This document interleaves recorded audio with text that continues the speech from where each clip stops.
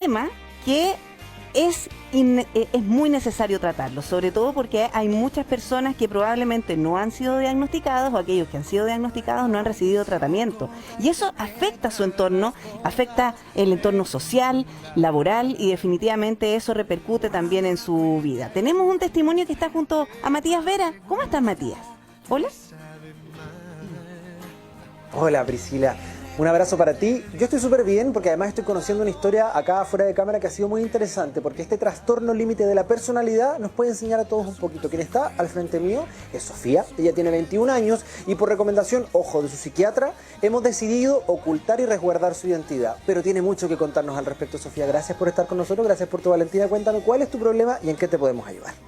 Hola a todos, mi nombre es Sofía. Hola, y Sofía. tengo trastorno límite de la personalidad, lo cual me ha dificultado en muchas áreas de mi vida, sobre todo en el tema social, académico y obviamente en mi entorno, dado que esto viene acompañado de muchas crisis, de una desregulación emocional bastante grande.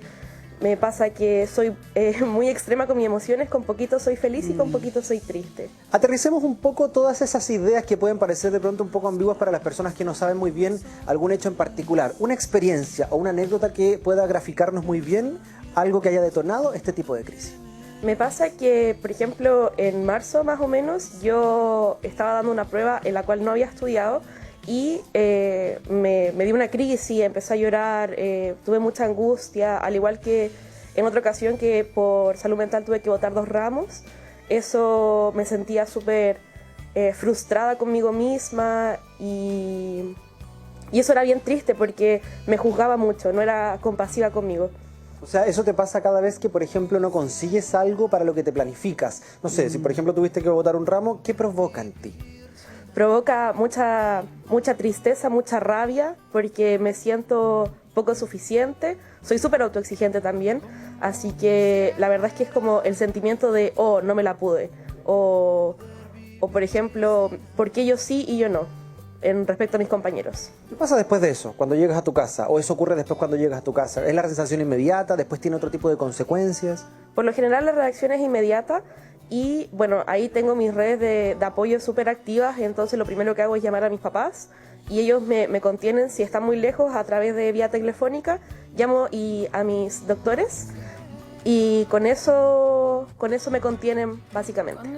Y cuando llegas a tu casa, por ejemplo, hay actitudes que son de repente autodestructivas que tienen que ver, no sé, tú me contabas como con fumar, por ejemplo. ¿Caes en ese tipo de cosas? Sí, totalmente. Quienes me conocen saben que fumo bastante. Y con eso somatizo un poco lo que siento, fumo, o como a veces. Entonces, a través de esa... Es tan valiente tu testimonio y porque puedes ayudar a muchas personas. Afortunadamente tú tienes una familia que te contiene, pero es tan desgastante para ellos, tal como lo relatas tú, porque tienen que contenerte muchas veces y sobre todo porque además recibiste un diagnóstico y estás en tratamiento, así es que puede ser el mejor de los ejemplos. Yo, antes de pasar a preguntarle al panel y sobre todo a nuestra especialista, la Alexandra Vidal, te quiero preguntar si tú ¿has tenido pareja? ¿Pareja? Sí. Sí, he tenido varias parejas, lo que ha generado que me cuesta mucho entablar lazos permanentes. Mis relaciones han sido súper poco duraderas. Porque se basa en la confianza. Porque bueno, esa impulsibilidad de repente. Se basa en la confianza. Sí, así es, así mismo. Entonces mis relaciones he tenido muchas, pero muy cortitas.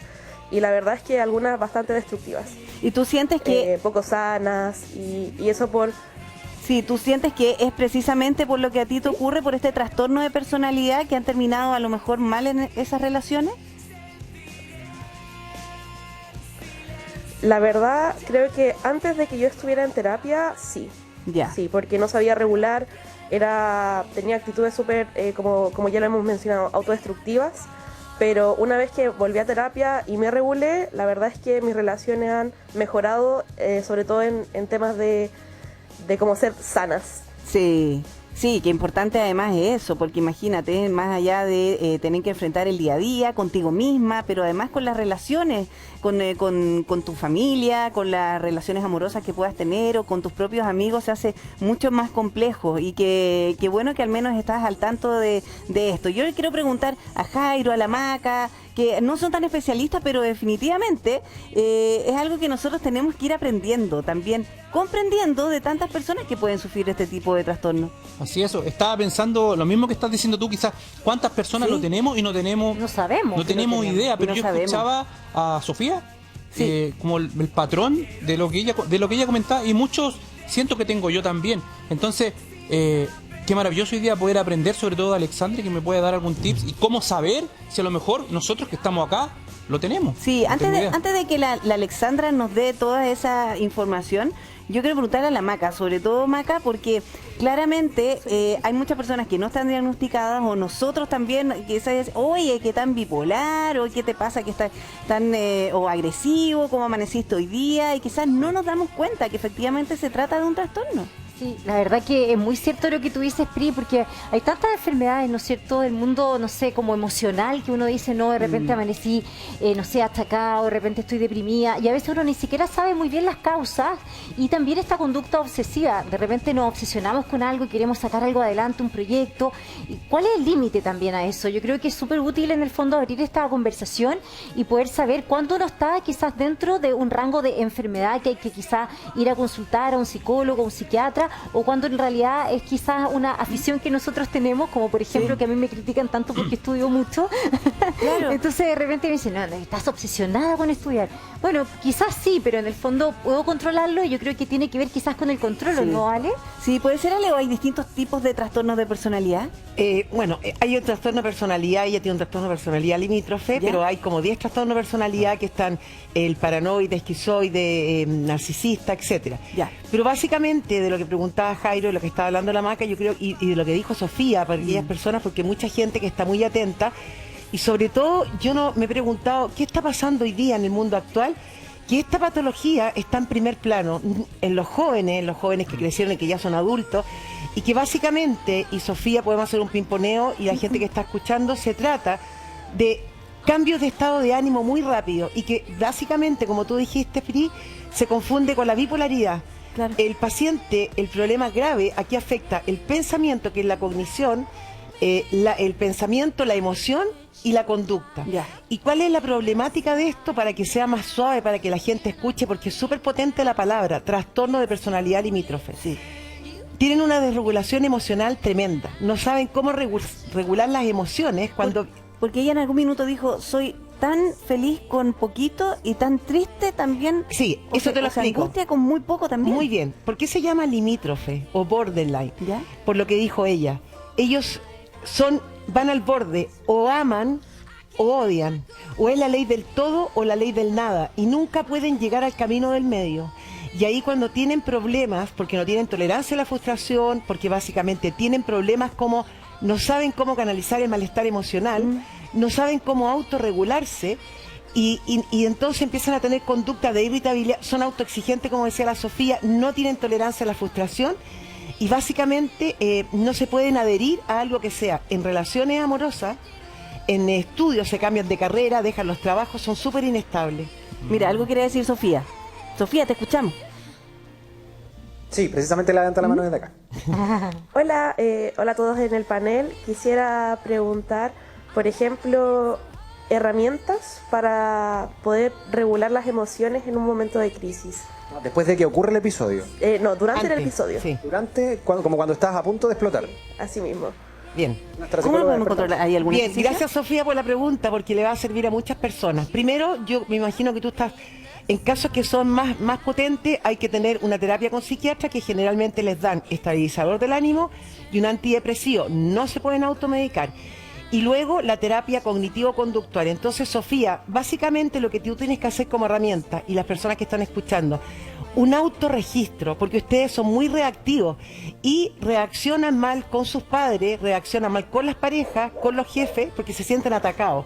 Entonces, lo que hay que hacer es llevar un libro de autorregistro, de anotar, por ejemplo, la situación, el pensamiento, la emoción y la conducta.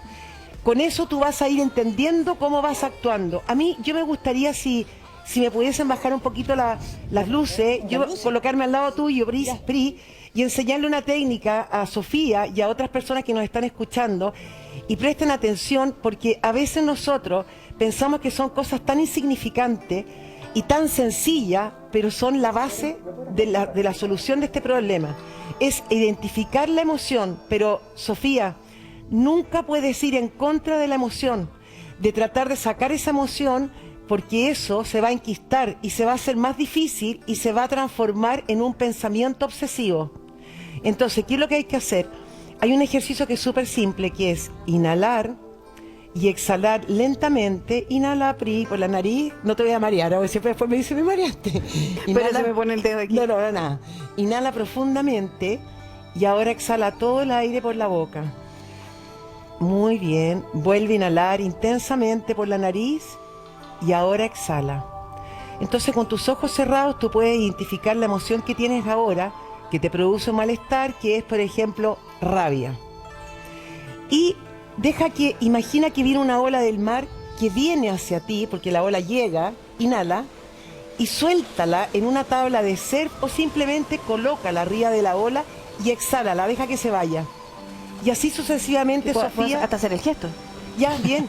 Y así sucesivamente tú vas y vuelves como la ola del mar. Y entonces, Sofía, al no ir en contra de ella, al inhalar y al exhalar esa emoción, pronto te vas a dar cuenta que ya no está.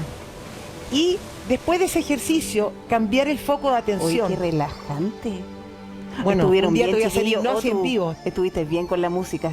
Muy buena la música. Muy buena. Eso se llama, Sofía, conciencia plena. El paciente que tiene problemas de personalidad, trastorno de personalidad o personalidad limítrofe, lo único que tiene que hacer es tomar conciencia plena, porque estos pacientes se van al pasado, ¿ya? Que les produce ansiedad, ¿ya? y se van al futuro, que les genera incertidumbre.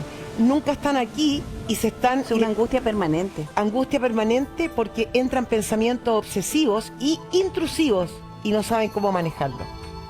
Pero si una persona está en un momento de ira máxima, ¿tú crees que logre decir, o sea, en ese minuto de tanta rabia, voy a cerrar los ojos y voy a respirar? No, me hiciste una muy buena pregunta. Te felicito. Esperar que me Porque llegue la ola. esto es así. Es que la Pri No, sí, no, pero lo que hiciste, Pri, es muy bueno y la Sofía lo va a entender. En este caso, cuando un paciente tiene problemas y va a donde un endocrinólogo le dice que tiene problema la tiroides, el paciente rápidamente toma conciencia, se toma todos los días la pastilla y se adhiere al tratamiento, porque se asusta. En este caso, cuando ustedes están diagnosticados con un trastorno de personalidad o un trastorno de personalidad borderline, ya saben que tienen que tomarse la pastilla para el problema de la tiroides, en este caso para esto. Entonces, yo ya sé, tú sabes que eres borderline, imaginariamente, esperemos. Y entonces, al tener conciencia, nosotras sabemos que jamás podemos actuar en mente emocional, porque como no tenemos control de impulso, como no sabemos canalizar las emociones, tenemos que tomar conciencia, porque Sofía dijo algo muy importante. Ella sublima con el alcohol, no en el caso de ella, con el cigarro, otros con el alcohol, con la comida, con el sexo y una serie de objetos externos, y nunca pueden completarse porque el gran problema que tienen es un vacío interno profundo. Sí, ¿te hace sentido, Sofía?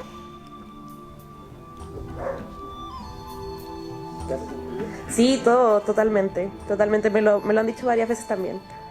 Sí, lo importante es saber aplicarlo, cómo aplicarlo y mantenerlo, que es una herramienta que está tan a la mano, imagínate. Pero va a cambiar, puede cambiar y tiene tratamiento si la persona sabe que tiene esta patología y que hay una serie de técnicas, que incluso hoy día hay una corriente nueva que se llama mindfulness y que hay millones de ejercicios que son a través de la respiración, de la meditación, que pueden utilizarlos para canalizar ese malestar emocional. Pero, no, sin embargo, la solución es tomar conciencia. Bueno, vamos a ir desarrollando después más tips, pero... Sí, hay más. Queremos seguir conversando contigo, Sofía. Atención, Matías, porque de Sofía, y antes de ir a la pausa, Matías Vera, el doctor Francisco Marino que es urgenciólogo de la Clínica Las Condes, algo tiene que aportar, doctor, y esto es muy importante. Algo me adelantó ahí en comercial. Sí, más que nada primero lo importante de este tema, o sea, agradecer este tema porque yo creo que es parte de lo que hablábamos en un capítulo anterior de esta otra pandemia, cómo después de los años, de estos 2 años de pandemia, de estos 2 años de cuarentena, cómo se ve que quizás aumentaron, y ahí también va la pregunta, Alexandra, si es que efectivamente aumentaron estas patologías, porque incluso en pacientes pediátricos nosotros los vemos en la urgencia, Sí. niñitos de 10 años, niñitas de 10 años también, con pérdida de control de impulso, o los mismos quizás eventos, episodios que son víctimas de bullying. Entonces la importancia de la familia, la importancia de la conciencia de enfermedad, como decía Alexandra, saber y reconocer que está esta patología y que afecta a todo el grupo familiar, y no olvidarse que también afecta a nuestros hijos. Pero la pregunta ahí, si es que efectivamente ella también en su día a día ha visto, como lo hemos visto en la urgencia, que esta pandemia parece que aumentó las patologías. Sí, ¿te acuerdas Mentales. que yo, Mentales. Sí, muy buena pregunta también, doctor, porque yo dije al principio que algo estaba pasando, que está muy exacerbado, y se supone que los niños empiezan a tener ciertos comportamientos cuando son pequeños a través de ciertas de conductas que son disfuncionales, y que finalmente se van a exacerbar más esta patología cuando llega el minuto de la adolescencia. Pero lo que dice el doctor, niños que ya seguramente ya venían, la autoexigencia, estaban en una casa muchas veces, en un hogar pequeño, a lo mejor con un padre, con una madre, con falta de control de impulso, en un hogar disfuncional, la autoexigencia, la poca paciencia y tolerancia, todo lo que pasó, el miedo, Claro. todo lo que, todas las variables negativas que se dieron en la pandemia, el encierro, el no socializar con sus pares, fueron apurando, como madurando y exacerbando esta patología que se está presentando, como dice bien el doctor, a los 12 años. Sí. Y que finalmente las personas que nos están escuchando deberían llevar a sus hijos a terapia psicológica, cognitivo-conductual o DBT, que es una dialéctica, porque ¿qué es lo que va a pasar con ellos? Más allá de recibirlo en un centro asistencial, darle calmantes, son niños tan pequeños para empezar a tomar fármacos como antidepresivos, es como que empiecen desde ya a dimensionar y a canalizar las emociones y a trabajar con técnicas para poder llegar a la adolescencia, no caer en la droga, en el alcohol, en la impulsividad. Sí, te voy a preguntar de más técnicas porque le pueden ayudar a Sofía, Matías, quédense muy pendientes del programa y agradecer por supuesto a Sofía su valentía y generosidad para compartir su experiencia porque puede ayudar a tantas personas. Que esté muy